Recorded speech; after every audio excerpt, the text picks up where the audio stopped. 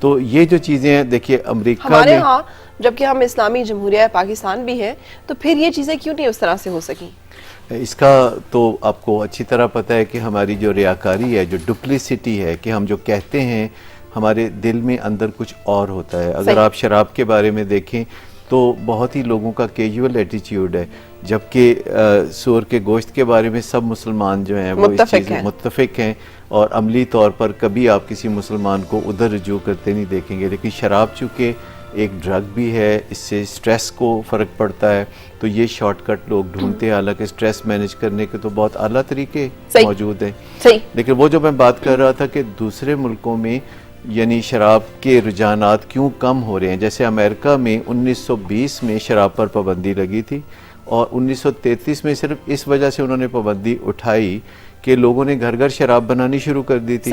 لیکن ساتھ ہی ایک 100 سالہ منصوبہ بنایا کہ ہم نے امریکہ میں انسداد شراب کا کام کرنا ہے، 100 سال میں شراب کو امریکہ سے نکال دینا ہے. تو آپ دیکھیے کہ ان کو 33% کامیابی ہوئی، یعنی 1933 میں 7% امریکی بالکل شراب نہیں پیتے تھے، اور اب 40% امریکی شراب نہیں پیتے، صرف 60% پیتے ہیں. ان میں سے تقریباً 2.5 کروڑ. اچھا، یہ ہم اب قیاس آرائی کر رہے ہیں کہ جتنے ہمارے جو لیڈران صاحبان جو ہے وہ جب آل فال فرما رہے ہوں تو اس کے پیچھے وجہ جو ہے وہ زیادہ ان کی مینوشی ہوگی، یا زیادہ ان کی کثرت شراب نوشی ہوگی، یا پھر الکوہلزم ہوگا.